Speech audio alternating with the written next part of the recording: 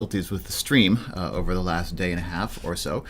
So I'm hoping that everyone can see this. And if you can, welcome to our virtual class meeting for the day today. So the main goals for what we're going to work on today is I want to spend a couple minutes talking about, if you're taking the course this semester, just a few items on our to-do list for the next several days. And then I really want to get into the mathematics of the week, which is to look at the basics of sets and how we use Venn diagrams to give us a visual representation of sets, and sort of what are some of the ways that we can use to wrap our minds around operations that we can do with sets. So what is it that we can do with sets to help us to understand how they interact, and how do we make new sets out of old sets? So that's the main goal for today, and I just want to make sure that we're actually still streaming and everything is still working fine. I just want to keep an eye on it today because we have been having some technical difficulties and challenges with this stream over the past couple of days. Okay. So let's just take a quick look at the to-do list for the week. And before I do that, let me just make a quick comment just to reinforce that if you're watching this video after the fact, the best way to navigate around in our virtual class archive videos is using the timestamps that are in the YouTube description right below me. So rather than watching the whole hour, if all you want to do is learn something about the piece that's at the end, just click on the timestamp below, and you'll be able to jump to different points in the video and see some of the different things that we were able to do during the stream. So a few comments about to-do list for the week. If you haven't already done so, please make sure that you complete Quiz 0 on Blackboard. The purpose of Quiz 0 is only to familiarize you with the technological tech support process of accessing, downloading, completing, and submitting written work into Blackboard for our course. Because that's the way that quizzes and exams come back and forth this semester. That's an important process to make sure we iron out any of the kinks with this week. So if you do have any tech support questions with the process of submitting that quiz, drop them in the tech support channel on Slack, and I will do what I can to help address those. You can feel free this week to count your submission of Quiz 0 on time. Again, that's by this evening, Thursday evening, if you're watching this today. Submit that by tonight. You can feel free to count that when you claim your experience points this week. That's worth 5 experience points. The other thing that I'll be posting today is quiz number 1. So the first quiz on the actual math material that we're learning. I'm going to post that this morning right after the live stream, so that as you're continuing to work through the WeTime assignments on Newton Alta, these are the assignments that are a little bit more involved and have a little bit higher order learning objectives attached to them. As you're working through those over the course of this week, get those done first and then go in and do Quiz 1 on Blackboard, because those are both sort of separate components in your grade. And when you submit Quiz 1 to Blackboard by this Saturday, then I'll be able to assess that and give you the feedback that you need on that to either move on and move to the second learning objective for the course next week, or if you don't master Quiz 1 this week, you'll have a chance to revise that work when revisions come available next week as we move forward. So these are the 3 big things. Focus, I think, on Quiz 0 first, so you iron out any of the kinks in the submission process for your quizzes. Then worry about your WeTime assignments on Newton Alta, and then Quiz 1. Both the Newton Alta WeTime assignments and the quiz for this material, both of those come due on midnight on Saturday night this weekend. So make sure that you're on top of both of those processes, and you'll be good to go for right now. So that's sort of the to-do list for now. What I want to do next is move along and start talking about sets and Venn diagrams, and this is really sort of one of the most fundamental tools that we're going to use, particularly over the course of the next 3 or 4 weeks in our semester, to help us to understand how mathematicians reason about sets. So how does it all work?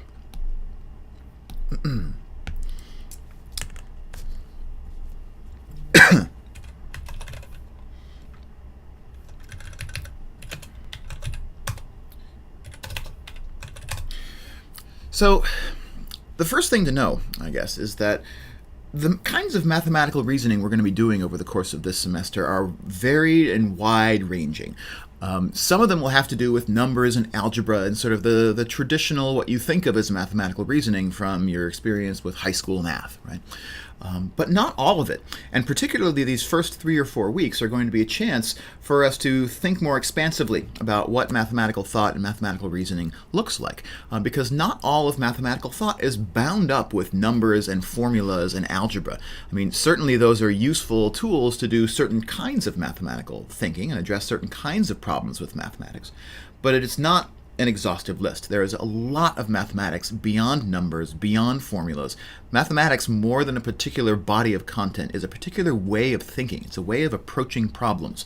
It's a way of analyzing a situation and organizing your thought and your information. It's a way of proceeding in a logical fashion, taking apart and dissecting a logical argument to understand whether it's actually a valid or a sound form of reasoning. So that's the kind of look that we want to take. That's the kind of appreciation of mathematical thought that I want us to come to over the course of the next 3 weeks. That it's not about numbers and formulas and algebra. Yes, that's a subset of mathematical reasoning. But mathematical reasoning more broadly is a much broader process, and it's something you're probably doing on a regular basis without even noticing that it's math. So the first unit of our course is a unit that's specifically about logical reasoning and how to craft, form, analyze, dissect, understand what it means to argue logically, what it means to convince somebody of the truth of a statement based on the truths of other statements and valid forms of reasoning. And so those are the things we want to come to grips with. The first tool in that logical reasoning tool chest is the tool of sets. And so that's the material we want to talk about in this first week of the course. So mathematicians think of sets as ways of gathering together collections of things. So those things might be numbers, but they might not be numbers, right? They might be colors or sports teams or survey participants or really anything that you can think of that can be collected together and thought of as a collection of a whole. We can call that collection a set. And the things that make up that collection we call the elements of that set. So the first thing to know is the distinction between elements and sets. Sets always refer to collections of things. Now those collections of things are sometimes very large, and they can sometimes be very small. They can even be empty.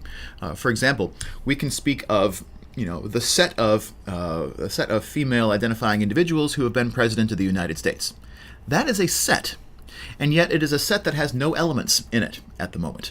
And so just because it doesn't have any elements doesn't make it less of a set. Right? If we can describe what membership in that collection looks like or sounds like or would constitute, if we can provide conditions under which something either does or does not belong to a collection, then we can call that collection a set.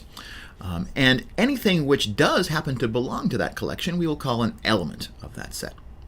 So just to pick a straightforward example to get us started, let's give a verbal description for a set. So we talked in our first live stream last week about the different ways of communicating mathematical ideas, and in particular talking about sets. And the first way that I like to think about how to describe a set is using words. After all, this is how mathematicians communicate. We don't all communicate using symbols and numbers and formulas and algebra. We communicate in words, regardless of what we're talking about. And so having a verbal description is something I want us to always hang on to. Use your words. Don't be shy to express a thought in words if you're not comfortable, perhaps yet, expressing it in other ways, expressing it with notation or expressing it with symbols and formulas. Write it out in words, and you're going to see me do this a lot over the course of our semester, that even when it's possible for someone that has a lot of expertise in mathematics to go straight from numbers and formulas to other numbers and formulas, or from a graph to a formula, or from a data table to a formula to a graph, even when it's possible to do those steps without using words in the middle, I don't want to do that. I want us to get in the habit of using words to express mathematical thoughts, because after all, that is how we communicate, both with one another and also outside of the mathematical context to the wider audience of the world. For example, if you're in this course and you're a major in communication studies, one of the things that you think a lot about when you think about communications is, what does my audience expect? Right? How do I communicate an idea, not just in general, but to this specific audience? What are the ways in which they're most going to be able to grasp the kernel of the idea and the argument? And so we're going to talk a lot about that this semester. What do different audiences need to see in our mathematical communication? Because the answer to that is not always formulas. In fact, if you think about how mathematics gets computed in the popular culture, if you look in a newspaper or you're watching a TV report or something like that, formulas are not a way that are used to communicate in those venues to the general public that's not currently either a mathematician or taking a mathematics course that uses formulas. It's not the day-to-day work. And so words, graphs, tables, these are the ways that mathematical thoughts more often get communicated to a broad audience.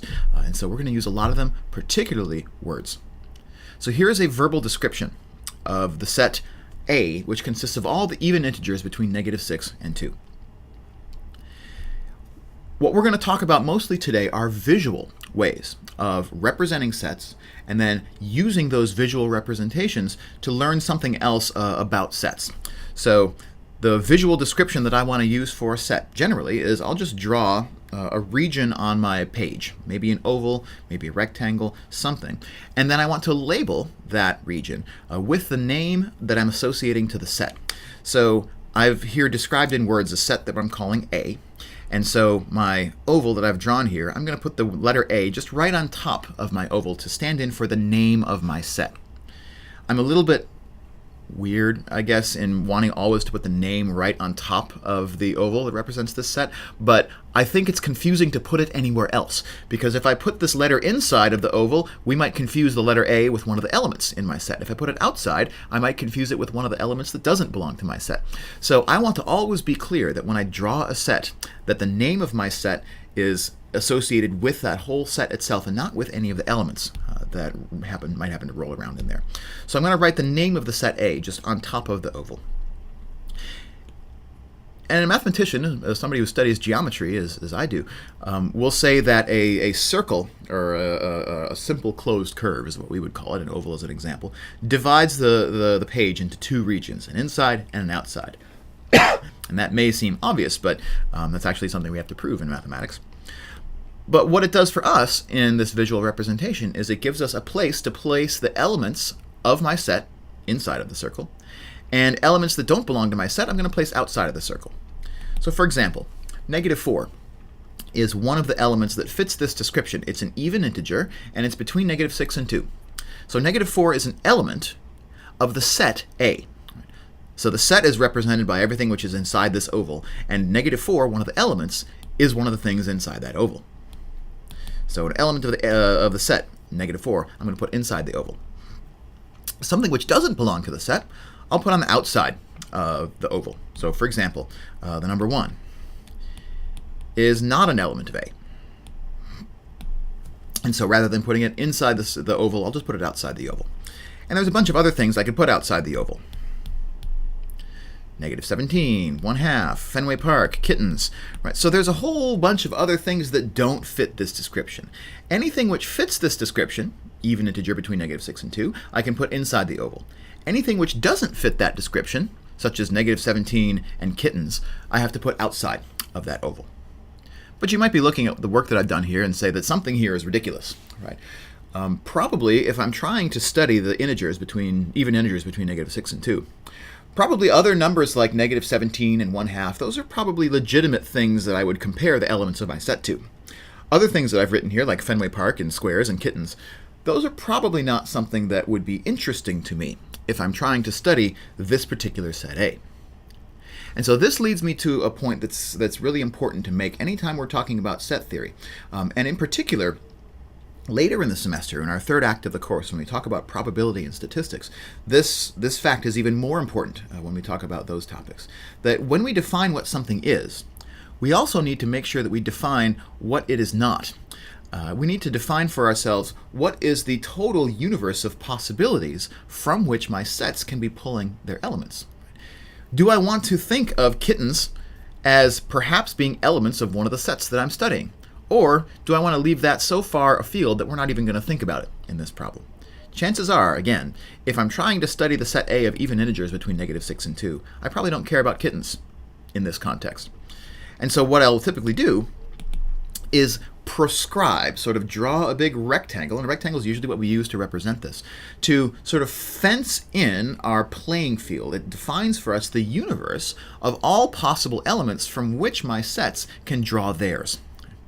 And so, for example, if my set A of even integers between -6 and 2 is sort of being used to study the properties of, I don't know, integers, then I might think of the universe as the set of all of the integers.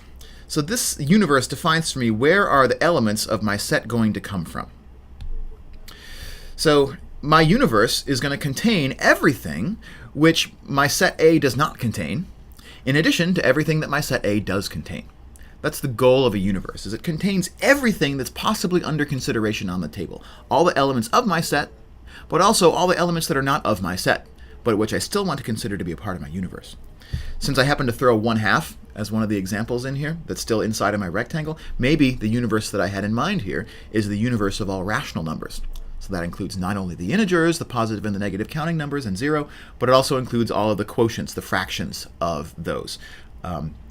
But it doesn't include things like Fenway Park. Fenway Park is not a rational number, so it's going to be outside of this particular universe.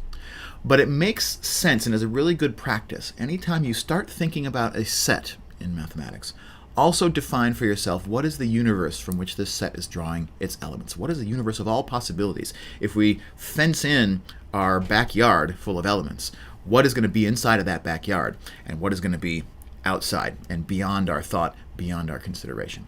So always define a universe. It's a good practice, and it makes an especially important difference when we think later on in this video about the complements of sets. We are not going to be able to do anything with complements of sets unless we clearly define what the universe is that we're working with. All right, well, this is also a good point to pause and sort of list, if we can, what are all of the elements of the set A that we're talking about, the set of even integers between -6 and 2. Well, it turns out we can list all of those elements. They are -6, -4, 0, 2, and -2. Right? So those 5 elements comprise all of the set A. Meanwhile, the elements outside of the set A, but which nevertheless belong to the universe, there's a whole lot of those examples. Right? So what we notice is that there's actually already a pretty big difference between the nature of the set A, which has just those 5 elements in it, and the elements which are outside of A, but which belong to the universe, the ones that I've drawn here in green. There's a whole lot more of those elements. And we might think of the difference as being a difference of size. And this is a good place for us to initiate a quick discussion about how mathematicians and set theorists talk about the notion of the size of a set. There's actually a lot of different ways to do it in mathematics, but the most elementary way, the way that we do it in this course, is to talk about the cardinal number of a set. Cardinal number is just a fancy way to say how many elements are there in my set. That's what the cardinal number of a set means. Cardinal is also a word that specifically was kind of invented by mathematicians to be a kind of number that can be used to count, to denumerate, to talk about how many. It's cardinal. A number is a cardinal if it can answer the question, how many? Right? So for example, the cardinal number of A, my set which is this oval here, just is an answer to the question, how many elements are in that set? And we just so happen to have listed them all on my Venn diagram right here. There are 5 elements of the set A. We could list them all in a roster. We talked last week about the roster method. A roster for a set is nothing more than a list of all of its elements with some curly braces at the beginning, at the end, to identify that this is a set that we're talking about. So the cardinal number of my set A here is 5. And a roster, a list of all the elements in my set, is this roster right there. Having a roster for a set, by the way, is probably the best, most friendly way to understand that set completely. The problem is we don't always want to draw in a roster. There might be too many elements for drawing a roster to be practical or even possible. And so when we think about a cardinal number of my universe, in this example, my universe here is the set of all rational numbers. So that includes everything inside of A, but it also includes every rational number that's not inside of A, like the ones I drew here in green, but then a whole bunch of other rational numbers that I didn't draw here in green. How many rational numbers are there? Well, how many integers are there? How many numbers are there that I can use as counting numbers or negative counting numbers or 0? Well, that list is so long that not only is it not practical to list them all, it's not possible to list them all. There are more integers than any number that we can put on it, right? If you claim to me that there are only 1,000,000 integers, I can prove you wrong by constructing 1,000,000 in first, right? So the number of integers that exist is not a number at all. It's not finite. It's what we call infinite. And so when we think about a set which is infinite, which has infinitely many elements, for which we cannot possibly, no matter how much time, space, and ink and dedication that we have, we could not possibly list all of the elements in the set. We'll call that set infinite. And we'll say that the cardinal number of the set is infinite, or we might use the symbol for infinity. Whoops, the sideways 8. So cardinal numbers are probably the first thing that we want to know about a set whenever we can have that kind of information about it. Right? How many elements are there in this set? If we can have a roster, and we can only ever draw a complete roster if a set is finite, if it only has a certain number of elements that's actually a finite number.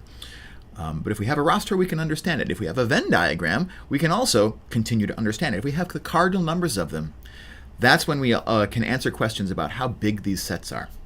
And cardinal numbers are going to be a big deal for us as we move into next week, because they are going to be the key for us to understand how different kinds of sets can overlap with one another. And that is both the topic of the rest of our material today, and it's also how we're going to unlock the power of sets and set operations to think about survey problems. So how to take apart the information that we get from a survey to clearly identify how many survey respondents fall into various categories in that survey. And so the cardinal numbers, the number of people that are within a set of survey respondents, for example, is going to be our key tool next week. So I want to draw specific attention to it as we're thinking about this week's material. So now that we have kind of a basic understanding of what sets are, which is collections of elements, what is a cardinal number? It's just an answer to how many elements. And what is a Venn diagram? A Venn diagram is nothing more than a visual representation of a set, one or more sets, this example was just one set, within a larger universe that may include other elements. So every Venn diagram has a universe drawn into it. That is the rectangle that sets our playing field of all possible elements we can think of, and then sets within that universe. Let's move forward and think about how to bring more than one set to the table in my Venn diagram so that we can begin to do operations on sets that will let us combine two or more sets into a single one. So how do we produce new sets from old? So to do that, let's set up a very simple, very basic example. And the first thing I want to do is define my universe. And for the sake of having a simple toy example to work with, let's just take as my universe the set of integers between 1 and 10. That's a small universe, and so we're going to be able to wrap our arms around it completely. Right, so that's going to be my universe, the set of integers from 1 to 10. And so we're going to think of this rectangle in my diagram here as containing all the integers from 1 up to 10. All right, so within that universe, I'm going to define two different sets, A and B. And as I define those two sets, I'm going to just be completely explicit and list out their rosters. So I'm going to let A be the set that has the roster 1, 2, 4, and 8, and B be the set that has the roster 1, 2, 3, 4, and 5. Right. Each of these sets, A and B, I can represent as a region. I'm going to draw them as a circle, and so I get this little diagram here that looks kind of like the MasterCard logo, right? It's a rectangle with these overlapping circles on the inside of it. And each of the circles, I'm going to color code for the purposes of this explanation, because again, I think it helps us to grasp the distinction between sets and elements. So the set A is everything inside the purple circle. The set B is going to be everything inside the green circle. And the universe is everything inside the black rectangle. And what you'll notice is that each of these sets A and B reside within the universe that we decided upon at the beginning, right? Every element that I picked from A was one of the elements from the universe U. And likewise, every element from B was also an element from my universe. And so what I might do, if I want to construct a Venn diagram, the goal of a Venn diagram is to show you where all of the elements in the universe reside. Do they reside in one or more of the sets that we're talking about, or do they reside outside of all of the sets that we're talking about? And so to construct a Venn diagram, the first thing that I might do is I might just take the long road. I might just take the opportunity of listing all the elements of all three of these sets, the universe, the set A, the set B, just throw them all into the pool. But, and here's the key feature of Venn diagrams, and this is the thing that makes them a valuable computational and cognitive tool in the first place. A Venn diagram is only useful if it can show us the one region in which each of these elements resides. And so the principle that I want you to keep in mind is that a Venn diagram should never show any element in more than one region. Every element that I list inside of my Venn diagram needs to only show up once. And that's currently not happening for the elements that I've just sort of thrown into my picture here. And so what I need to do is figure out where is the proper region for each one of these elements to be located so that it only appears once in my diagram. Here's what I mean. If I think of the element 1, right now it's appearing in 3 different locations. It's an element of the universe, sure, and so it's inside of the black rectangle. But 1 also happens to be an element of the set A. And it also happens to be an element of the set B. So right now we're seeing it 3 times. Here, there, and there. And that is not what we want. So the fact that it belongs to A, for example, means that if I'm drawing it inside of the A circle, inside of the purple circle, I don't need to draw it outside of that A circle. I don't need to draw it out here if it already appears in here, right? Because we want that element to only appear once. So that's the key to a successful Venn diagram. Each element appears only once. Or maybe another better way to say that. Each element appears in only one region.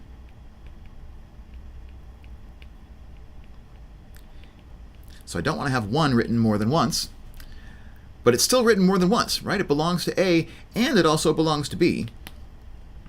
And so if I want to reduce the number of times I write 1, if I want to put it in only one region of my Venn diagram, I need to locate 1 in a region that both tells the reader, the viewer, that it's an element of A, so it needs to be inside the purple circle, and also that it's an element of B, so it needs to be inside the green circle.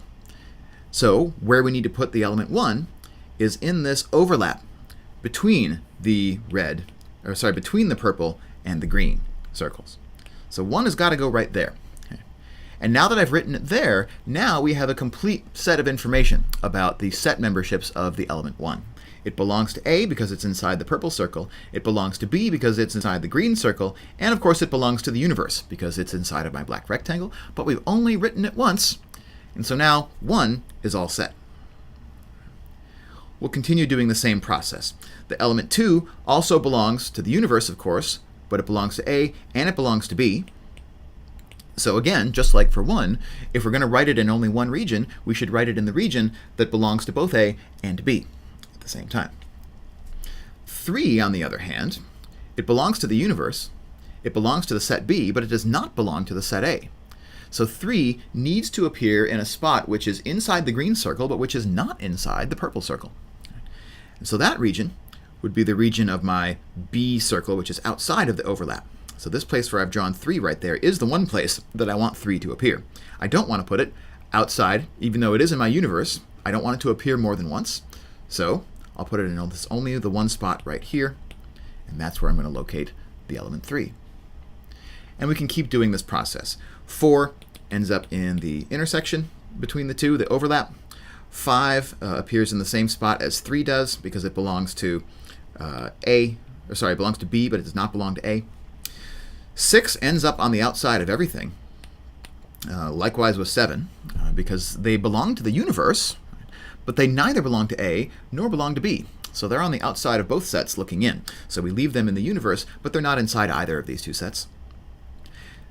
Then 8 belongs to the universe and A, but it doesn't belong to B. So the right place for 8 is right there, inside of the purple circle, but not the green circle. And then 9 and 10, just like 6 and 7, are on the outs. They belong to my universe, but they don't belong to either of my sets, A or B. So now we've straightened that all out. And all of the elements in my universe now, first of all, they show up on my Venn diagram. Every one of the integers from 1 to 10 shows up in my Venn diagram here, so that's good. But also, it shows up once and only once. And that's the key to having a valuable Venn diagram. Any Venn diagram that writes an element in more than one region is worthless. You can't trust it for anything, because the whole point of a Venn diagram is to help us to sort out where do elements actually belong in this combination of sets. And having each element appear only once is the only way to guarantee that we're going to get useful information in this process. So let me pause right here for anybody who's watching the stream live to contribute any questions that you might have at this point. We're going to move on and start talking about set operations next. In particular, we're going to talk about intersections, unions, and complements. Then we're going to move on to look at what I think is kind of a timely example for this week. How can sets help us to organize information about things that are not numbers? So we're going to do an NFL teams example in advance of the Super Bowl, which happens in 3 days or so. So if you're watching live and have questions, drop them into Slack, drop them into the Twitch chat. I'll get them either way, but I'm going to take about say 30 seconds or so to just quickly pause, and we'll move forward from there.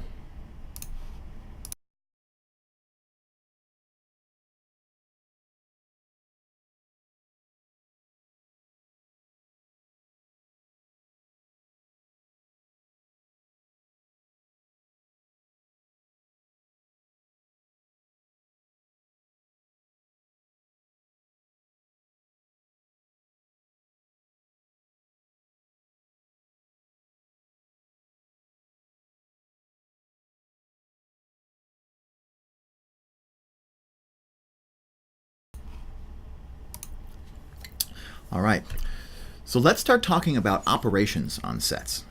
Operations on sets are where things begin to feel a little bit more mathematical, but the reason that they feel more mathematical is that what we do when we do operations on sets is similar to when we do operations with numbers, right? When we first are learning how numbers work, when we're in kindergarten and first grade, right? We learn first of all what the numbers are. What is the number 4 actually? Well, it's a way of counting a set that has 4 elements, but that's, we learn it by counting fingers, counting apples, counting, cars, doing whatever.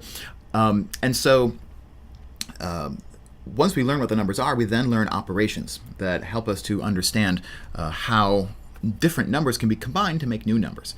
And that's what we're going to do next. Is we're going to learn how operations can be used to transform one kinds of sets into other kinds of sets. And what I want to do moving forward is choose a couple of examples of working with sets that'll also give us a chance to practice set builder notation again.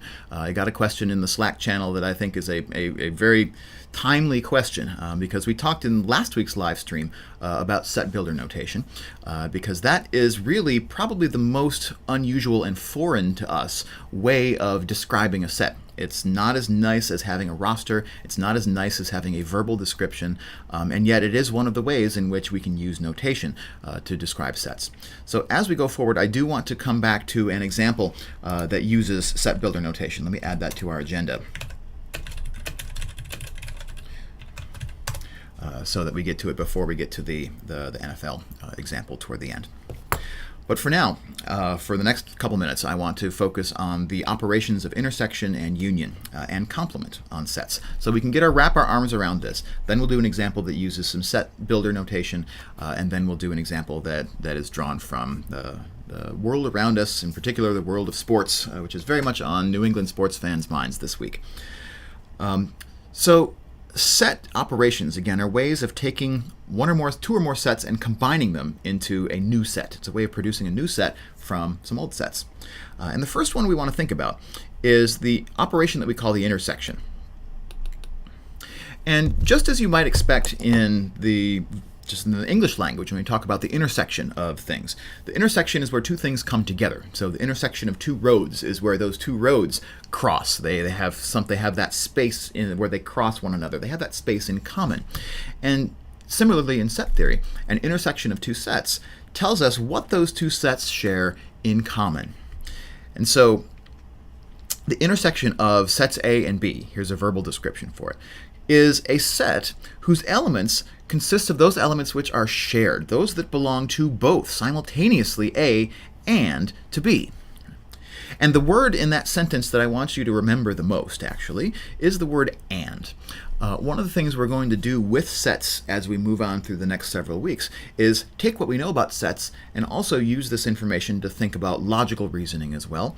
And in the logical reasoning realm, the word and, what we call the conjunctive connective, the word and stands in for this set theoretic property of intersection. So anytime you hear the word intersection, you should also have a little voice in the back of your head saying and. So the intersection of these two sets A and B is going to be a set whose elements are those elements that simultaneously belong to A as well as to B. And the great part about having a Venn diagram is that we can see visually exactly where those elements reside. They must reside both within the purple circle and simultaneously within the green circle. So what region is that? It's the region of the shared or the overlapped elements. That's this red region here that the two circles share in common. So the intersection of the sets A and B is the set whose elements are 1, 2, and 4. And so a roster for the intersection of these two sets is just the list 1, 2, 4 with some curly braces at both ends. And the one extra piece of notation that we put into this is we also define a symbol for intersection that can connect two sets together and form a third set. That symbol looks like an upside down U. And so A, how we would read this here is A intersect B, or A and B. The intersection of A with B is a new set, and the elements of that new set are 1, 2, and 4. Another thing to notice about intersections is that the intersection of two sets can never produce for us a larger set than A and B were in the first place, right? The intersection of A and B cannot be any larger than A and B are themselves. Because the intersection is just those elements that A and B have in common. And so the largest that the intersection can be is whatever the size of one of those two sets A and B, right? Whichever is the smaller set of A and B. The intersection can only be at most that large, because in order to share that many elements, it would have to share all the elements of one of my sets. So intersection generally is an operation that tends to shrink sets. It cannot make them any larger. The intersection can't be bigger than A and B themselves. And so as you're sort of building a mental dictionary, when you hear the word intersection, when you see that upside down U symbol, you should be thinking about the word and. Think about the shared. Think about the overlaps. Think about the simultaneous membership in two or more sets. And think about in the back of your mind that when we take an intersection of sets, we are almost always producing a set that's smaller. We can never produce a set that's larger than either of the originals when we take an intersection. So that explains intersection. That's the and, it's the overlaps, it's the things that are shared. Now, what about union? So if the goal of intersection is to find the elements that two sets have in common, the goal of union is to be more inclusive. What a union endeavors to do is it endeavors to tell us what are the elements of both of these sets that they may share in common, but they may not. So in a union, what we do is we take the elements in both of our sets A and B and we just throw them all together. So we might think of the union of A and B as consisting of all the elements of A with all the elements of B. So we just throw them all into one bucket, and that bucket is what we call the union, A union B. So when we say the word union, and when we use the right side up U to represent a union, we're going to throw all the elements from my two sets together. And so unlike intersections, unions tend to do the opposite. Instead of producing smaller sets, the way intersections do, unions cannot produce smaller sets. They're always going to produce sets that are larger at the end of the day, or at least no smaller. Right? When I take the union of two sets, I'm taking the elements of one with the elements of the other and throwing them all together into a single set. And so where an intersection makes us think of the word and, the shareds, the overlaps, the union should make us think of the word or. To belong to the union of two sets, an element must either belong to one of the sets or it could belong to the other set. Just belonging to one of them is enough to belong to the union.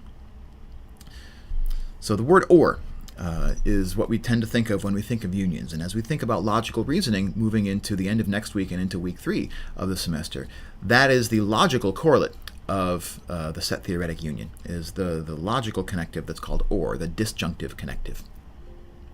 So in our example here, what would the union of A with B look like? Well, the union of A with B would throw together all the elements of A and all the elements of B into a single set. And so that set would consist of everything which is inside the purple circle or the green circle. And so it piles all those elements together. And the other great thing about having a Venn diagram, where every element is only listed in one region, is that I can very quickly read off the elements without any repetition of the union of A with B. So a roster for A union B would be 1, 2, 3, 4, 5, and 8.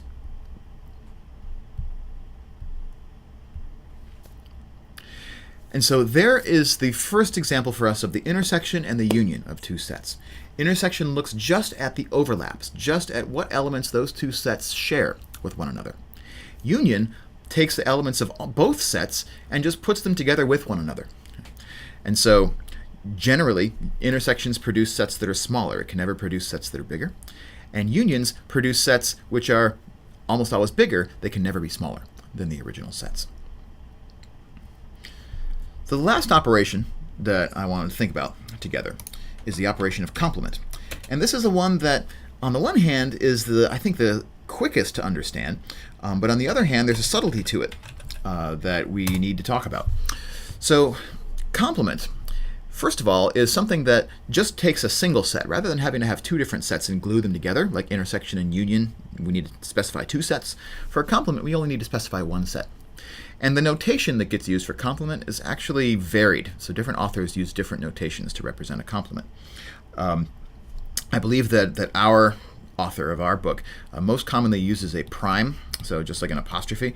But what a complement does is it gives us a way to talk about not which elements are in a set, but which elements are not in a given set. So the word not should be in the back of your head anytime you think about or hear about a complement of a set. And so the complement of a set S consists of all the elements in the universe which don't belong to S.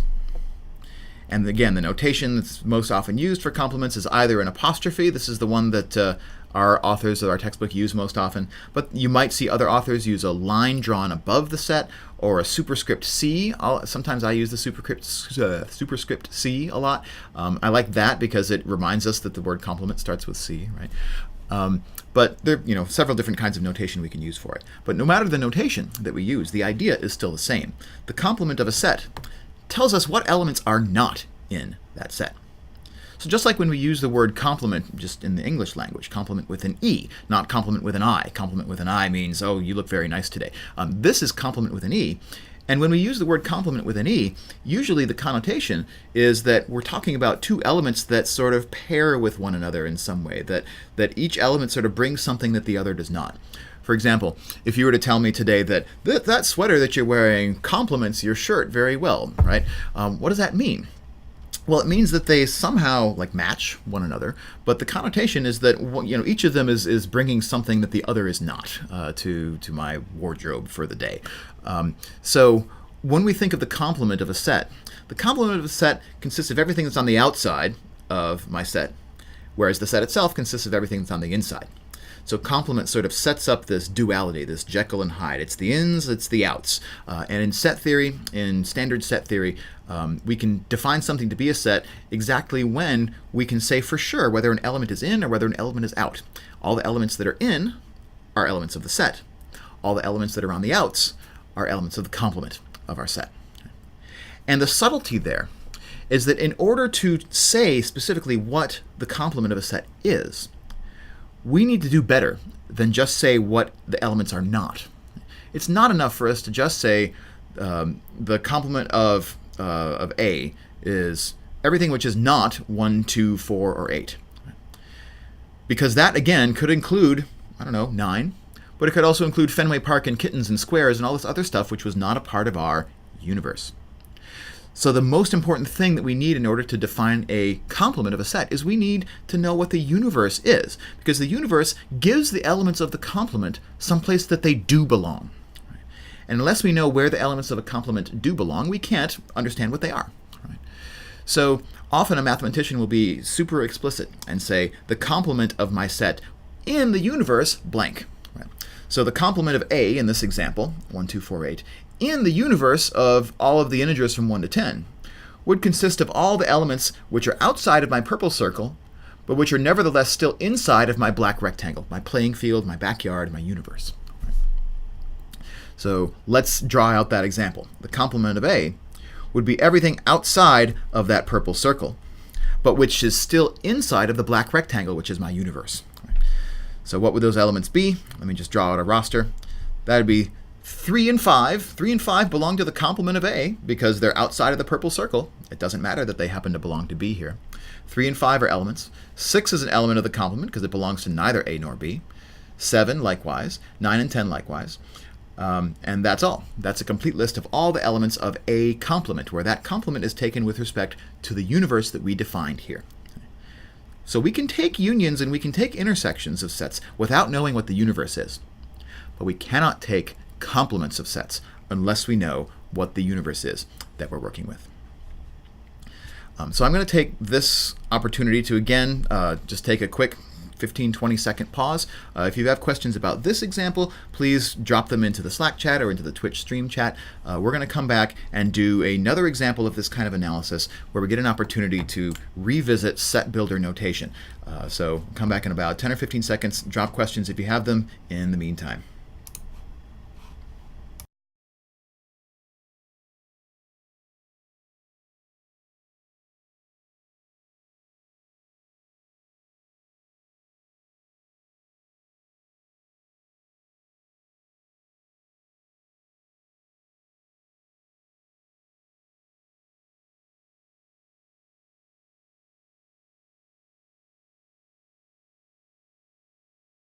So we're back, and I want us to do a couple more examples that are going to get our head back into using set builder notation as well.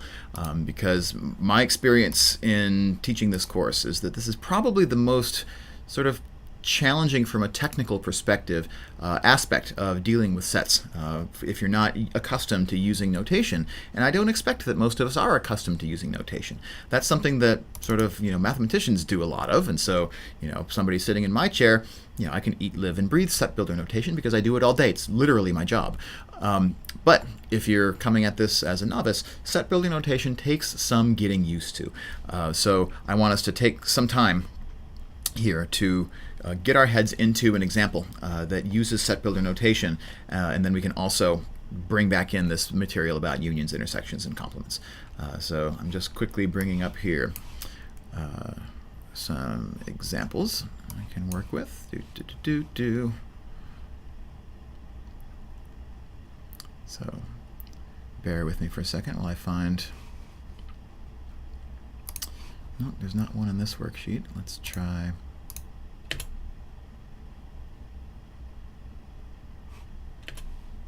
Yeah, here we go.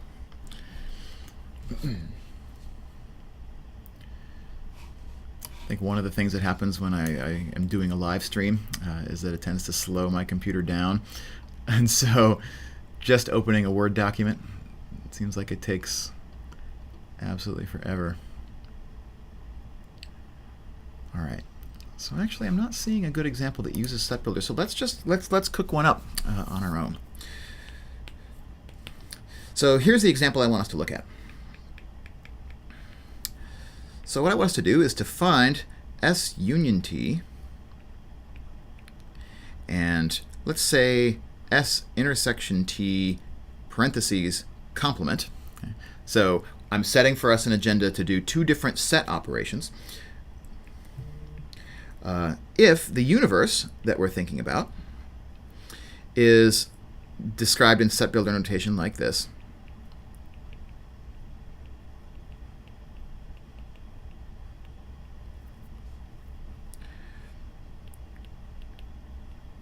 So between -6 and 6. So here's my universe described in set builder notation. We're going to talk these through in just a minute.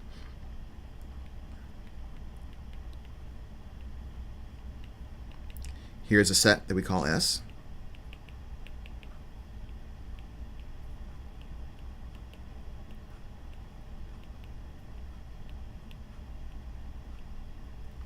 And here's a set that we'll call T. So I'm trying to pull out all the stops with the set builder notation so that we have a lot that we can look at together. X is an integer between -2 and 2. All right. Now, when I've written these set builder notation descriptions here, I've sort of taken pains to write as much as I can out using words. So x is an integer between -2 and 2, for example, on this last set t. But just so that we can have an opportunity to use a little bit more notation, because you probably will see this in other places as well. If x is between -2 and 2, you might see that statement written with an inequality. So it might look like this. -2 is less than or equal to x is less than or equal to 2. Likewise, even with the statement x is an integer, so that's telling me that x is an element of the set of all integers. Sometimes that's also written with notation. So let's take the opportunity to do that. When that happens, there's a mathematical symbol. It looks like a z, except it has an extra little bar in it. We call it a bold z, or a blackboarded bold z. That z stands for the set of all integers. So just to make that note here, set of all integers. And this statement here would be that x is an element of that set. And so we'll use the little element symbol, which looks like a funny shaped E, to say that x is an element of the set of all integers, which is just a fancier mathematical way to say x is an integer. But I wanted to get both of those sort of put a pushpin in both of those pieces of notation here while we're at it in this example. So here's my universe. There are two sets S and T. And what I want to do is both use this as an opportunity to do some operations with these sets, but maybe more importantly, use it as an opportunity for us to take apart the notation that's being used to describe both of these sets. But let's start just by coming up with the Venn diagram for this. So we've got my universe. I'm going to draw in my sets S and T without worrying about what their elements are for right now. We'll do that next. So there will be S, here will be T. Let's get the names of those sets. Again, I like to draw those names right on top of the circles or the ovals so that we don't confuse those names for elements. All right. So now let's do the work of taking apart the set builder notation. And when I think about set builder notation, the first place that my eye goes is it actually goes to the right side of the notation, the bit of it that comes after the vertical bar. Remember that set builder notation has these three components in it. It's got a vertical bar that divides the two different pieces. It has something that comes before the bar, something that comes after the bar. And so I like to look at the after part first, because it gives us the most I guess, actionable information about what are the elements in this set actually. So x is an integer between -6 and 6. So what I would do then is I would take that information and use it to come up with a roster for what the x is. X can be, so what are the integers between -6 and 6? Well, as my pencil is dying here, -6, -5, -4, ... I'm going to use those dots just so that I don't have to write all 13 elements of this, all 13 possible values for x. Right? So x can be any one of those 13 numbers, from -6 to 6, the integers.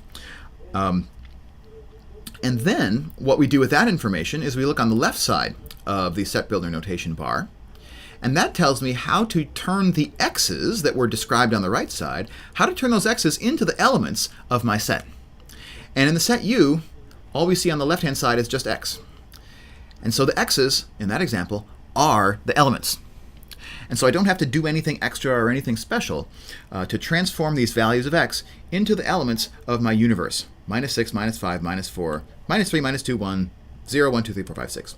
So let me just write all of those in my universe. -4, -3, -2, -1, 0, 1, 2. So again, just for the moment, I'm going to write them as though they're in the universe, and I don't know yet whether they belong to the sets A or B. Okay. So there are the elements in my universal set.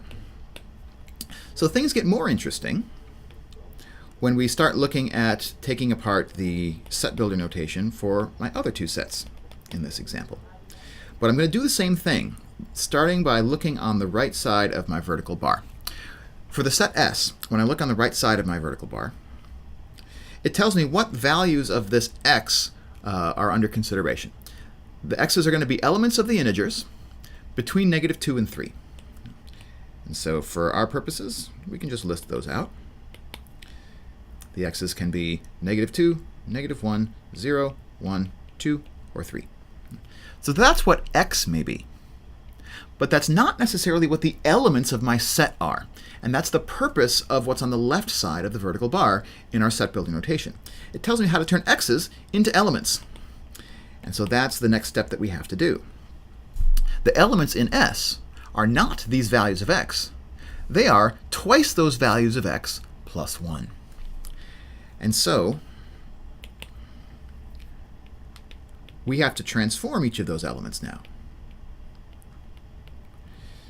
to x plus 1, where the role of x is being played by each of the numbers that we just listed over here, which are my possible values for x. So for example, when x is -2, the value for the element of my set is 2 times -2 plus 1. Do the arithmetic on that, you get -3. So -3 is one of the elements in my set S. I'll do the same thing with all the other x values that we had up here to figure out what the rest of the elements look like. So all the x's that I found, I'm just going to stick into the expression 2x plus 1. And that's going to spit out my elements for me. So -3, -1, 1, 3, 5, and 7. Those are the elements. That's a roster for my set S. I'm going to draw that out right here. -3, -1, 1, 3, 5, and 7. Okay? That's, I think, the trickiest thing that we do this week in the course is decoding set builder notation so that we can understand what are the elements of this set really. Let's now put that information onto the Venn diagram that we have down here on this side. So I'm going to do that one element at a time. Let me start with -3. Now -3 we know belongs to S, but we've already drawn -3 as part of my universe. So that I don't draw it twice, I'm going to remove it from my universe when I put it inside of S. So now I've moved -3 from the universe inside of the purple circle. Same thing with -1. It's already in my universe, so I'm going to move it inside of the purple circle.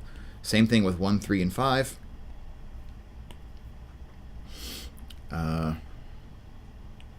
And I'm already seeing a little bit of a problem with how I've constructed this example, because 7 is an element of S, and yet 7 is not actually an element in my universe. So that's a bit of a problem. And it's something that if I had been more careful in constructing my problem, I would have anticipated. So with your permission, let me go back and change the universe. You don't get to do that, but as the author of this problem, I do. So I would have had a 7 here in my universe, and then I would have recognized, oh, well, 7 is actually a part of the set S, so we need to move that element inside of my circle.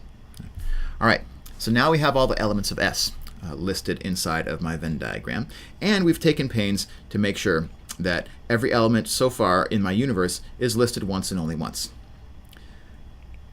The remaining unresolved question is, where are the elements of T? Okay. So in my universe, which of those elements belong to T? So we'll do the same thing again, where we decode the set builder notation. Starting on the right. So for my set T, this set builder notation is inviting me to think about the integers which are between -2 and 2 as my values of x. So -2, -1, 0, 1, and 2. Those are the values that my x can take.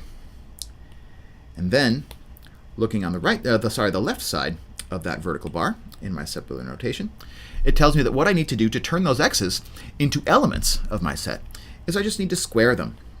In other words, multiply them by themselves. And if I do that to each one of these elements, that's going to give me the elements of the set T.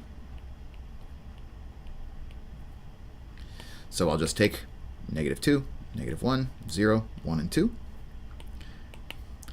I'll multiply them by themselves.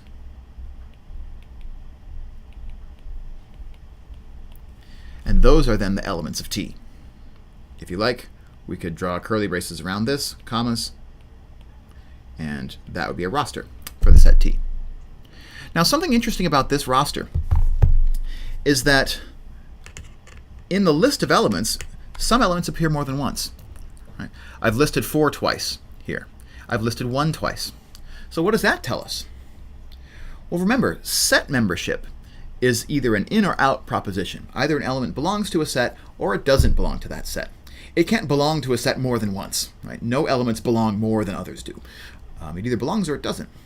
So we end up getting the same set whether we list an element more than once or whether we list it only once. So just like with Venn diagrams, when we draw out a roster for a set, try to make sure that every element is listed only once if it appears in that set. So I'm going to take the 4 and the 1, and I'm just going to eliminate the redundancies so that we can more clearly see now that the cardinal number of the set T is actually 3. If we didn't remove those redundancies, those double counts, we might have thought that the cardinal number was 5. Right? But in fact, the set T only has 3 elements. Even if we try to list one of those elements more than once, that doesn't count. It doesn't make it any more of an element. Right? And so one of the big things that we do next week when we take apart survey problems is we eliminate double counting. We want to make sure every element of a set is appearing in only one spot so that we can account for them all without counting anything twice. So a roster for my set T is 0, 1, and 4. And so completing my Venn diagram, I'll ask, well, where is 0? 0 is already in my universe, but since it belongs to T, I should move it inside of the green circle. So I'll put 0 in here. But 0 does not belong to S, so I won't put it inside of the overlap, the intersection. 1 actually is already a part of my set A, set S. So since it also belongs to T, 1 actually needs to be in that intersection, because it belongs both to the set S and to the set T simultaneously. And then 4 is my last element. It's in my universe, it's not in U, so I really ought to move it inside of the green circle. And now my Venn diagram is complete. That took us 10, 15 minutes to do together because I was being really careful and slow about every step. But the more practice that you get with decoding set builder notation and building a Venn diagram, the quicker it's going to become for you. Because I think that's the step that if you're going to screw up a problem like this one, probably that screw up's already happened, right, in decoding the set builder notation, because that's the trickiest part. Let's finish the problem as stated by performing these set operations. And then we'll do our last example for the day and wrap up the stream. So first of all, what is the union of S with T? Remember, whenever you hear the word union, the verb, the connective that should come to mind is the word or, right? It's all the elements of S together with all the elements of T. And so if I'm looking for that union, I'm going to be looking for everything which resides inside of the purple circle or the green circle. And so my union is going to consist of everything that I'm shading here. This set that I just shaded here is S union T. So a roster for S union T would just be a list of all the elements that I just shaded. So -3, -1, 0, 1, 3, 4, 5, and 7. So there's my union, piling all the elements of the two sets together with one another. All right, so then now, what about the intersection? So to decode this ask, and you're going to be doing a lot more of these sort of more intricate examples as we move into next week in the course. The first thing that I want to do, following what you might remember as the order of operations from algebra, the first thing I want to do is look inside the parentheses. Puts the P in PEMDAS, right? Inside the parentheses, I want to know, first of all, what is S intersection T? So I'm going to worry about that first.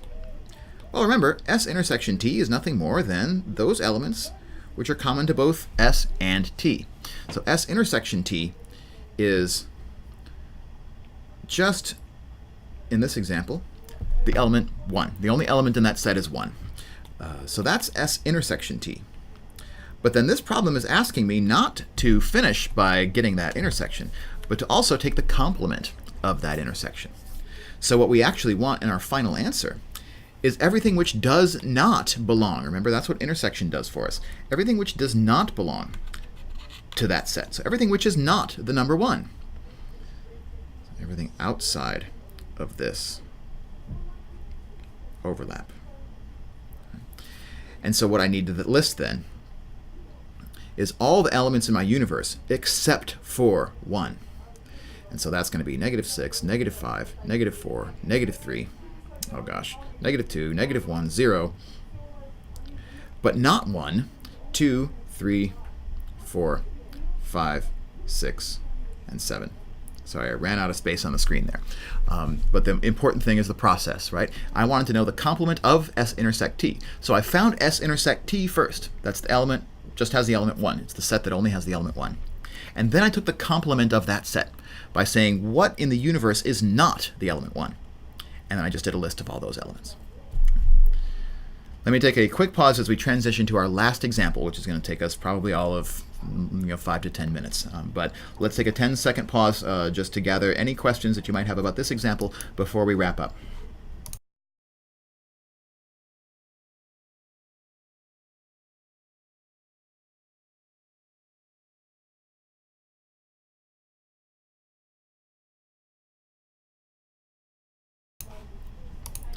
All right.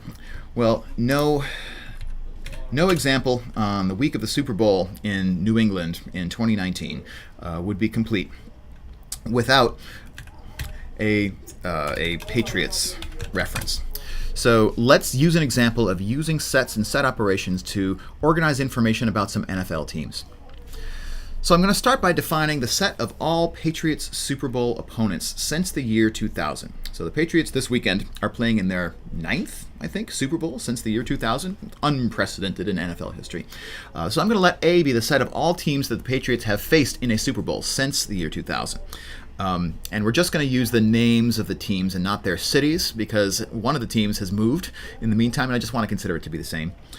And then we'll also consider B to be a set of all NFL teams that play in the Eastern Division. So it includes the NFC and the AFC East teams. So these are 2 sets. And the universe that I'm going to be thinking of, that is going to be my point of reference for these sets, is the set of all NFL teams, period, as of this season, as of 2019. So inside of this rectangle here, we're going to imagine all 32 current NFL teams. Inside of the set A is going to be the set of all teams that the Patriots have played in a Super Bowl since 2000. And inside of B, the set of all teams that play in the Eastern Divisions in the NFL. So these are small enough sets that we can just come up with rosters and use those rosters to do analysis on them. So, for example, and I did have to look this up, the Super Bowl opponents since the year 2000 are these teams. So if we're counting this weekend's upcoming Super Bowl, they're the Rams, the Panthers, the Eagles, the Giants again, the Seahawks, the Falcons, the Eagles, and the Rams. And just like in the example on the last slide, where we ended up having an element listed more than once, we have a couple of elements listed more than once here. So this weekend will be the second time that the Patriots play the Rams in the Super Bowl. They also played the Giants twice, one of which I know Patriots fans would like to forget. So rather than list them twice in my roster, I want to list each of them only once, because the cardinal number of this set needs to compensate for the fact that the Eagles also, I didn't even catch that one, the Eagles we've also played more than once.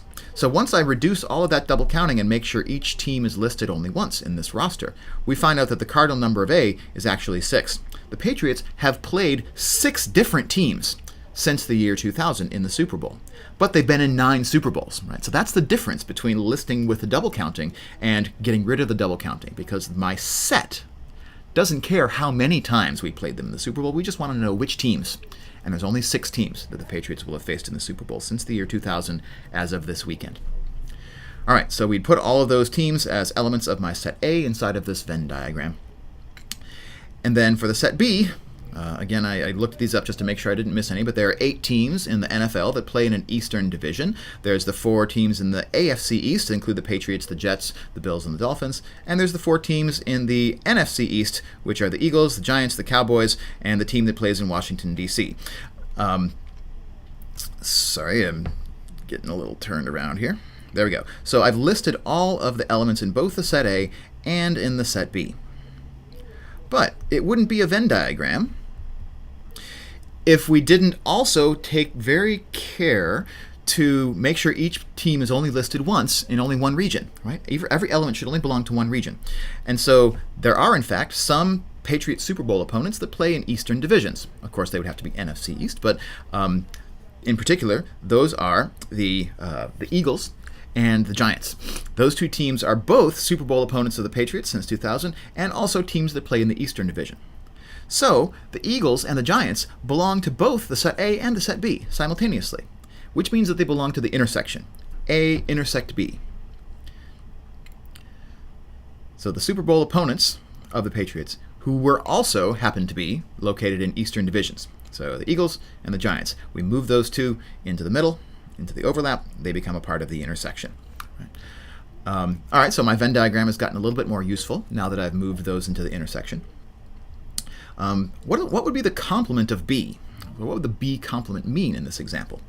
Well, if B is the set of all NFL teams that are from Eastern divisions, the complement would be those teams that do not, those elements which are not NFL teams that belong to the Eastern division. But since my universe already consists of NFL teams, what we can say is that the complement of B are those NFL teams that do not belong to the Eastern divisions. So, for example, the Rams and the Panthers would be elements of B complement, right? Because they're clearly outside of the green circle. The Seahawks. But so too are my hometown Minnesota Vikings. This is where I admit that I don't actually support the New England Patriots. I grew up in the Minneapolis area, and so I have the curse of being a Vikings fan. And so my Vikings in this example would be an element of the universe, but they're not an element of either of my sets A or B, because they were not an opponent of the Patriots in the Super Bowl, and they don't belong to one of the Eastern divisions. So the Vikings, the Packers, there's a bunch of other teams. I don't feel like listing all of them, and so they would be on the outside of this inside of the universe.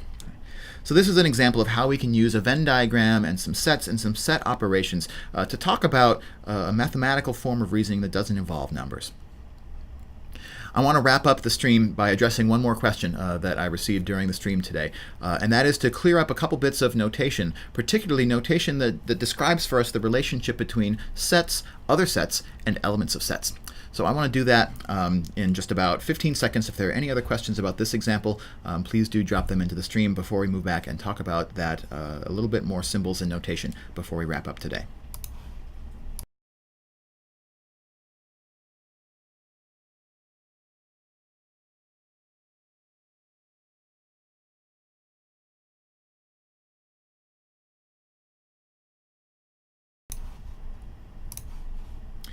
All right, so I'm just going to add real quickly to our agenda here that we're talking about element notation, and we are at 72. All right, so that way we get the timestamps in here.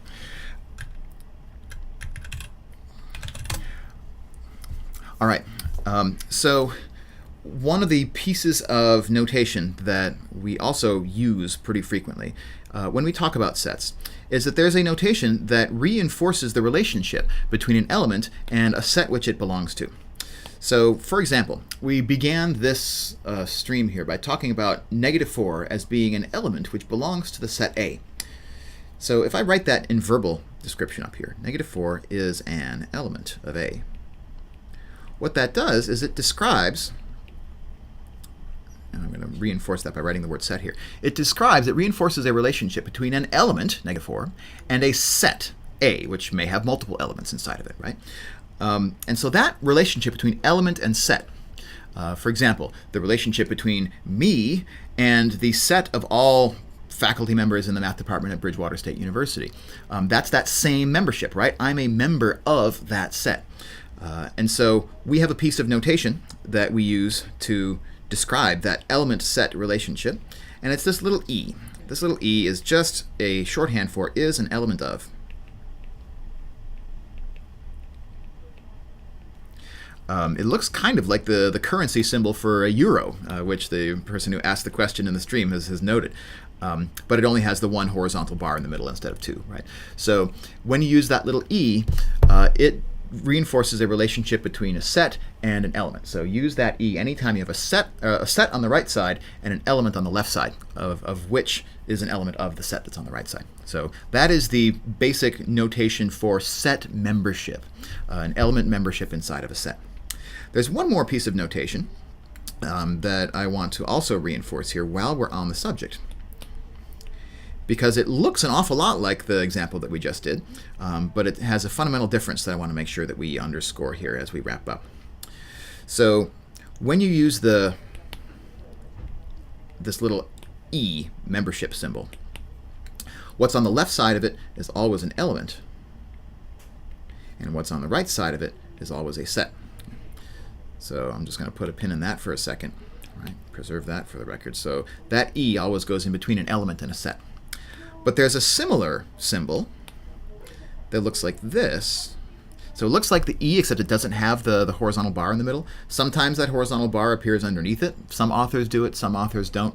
They mean the same thing, so if you don't want it, don't write it. If you want it, write it. But they, for me at least, they mean the same thing. So I don't care which one of these two that you decide to use. I tend to use the one without the extra bar. But the fundamental difference here is that it's a relationship between two sets. So you should always have a set on one side and a set on the other. And this is a relationship called the subset relationship. So that stands for is a subset of. So how does that work? Well, what the subset operator lets us do is it lets us kind of find smaller sets within larger sets. So my set A here has these 5 different elements in it: -6, -4, -2, 0, and 2. I could, if I wanted to, identify, and maybe I'll draw it in here, a smaller set within A. Like maybe, I don't know, maybe we'll just do these elements. Let me call this set V or something, right? So V, which for us has the roster -2, 0, 2, right? We would say is a subset of A. And being a subset means nothing more than each element of V is also an element of A, right? So that is what subset means, even when we use it just in the common language, right? If I say that the teams that play in the NFC East are a subset of the set of all NFL teams, right? It's a subset because everything which belongs to the first thing also happens to belong to the bigger thing, right? So subsets tend to describe relationships between smaller collections of elements within a larger collection of elements, and it's in that case that we use this subset symbol to relate a subset to its what we sometimes call the superset or the parent set. So that's going to wrap up our stream for this week. Again, don't forget that the to-do list includes getting quiz 0 first of all. Make sure that you get the process ironed out of how you submit your written work to Blackboard. That's going to count for your experience points this week. Then prioritize your work in Newton Alta on the We Time assignments that wrap up this week. Quiz 1 on that material will be due at the same time that the We Time assignments are due, Saturday night at midnight. And then make sure before Sunday night at midnight that you claim your experience points for the week. And again, Quiz 0, submit that successfully and you can claim those experience points for the week. Over the weekend, I'm going to be sharing with you a survey that will help you to set some grade goals for yourself that are also sort of known to me so that I know how to best help you as we progress throughout the semester. And I'm also going to use the results from that survey to help form working groups that you'll be able to work with virtually on Slack as the semester goes forward. So be on the lookout for that over the weekend, but for right now, prioritize those quizzes and that Newton Alta We Time work, and I will see you on the Slack boards as we move forward.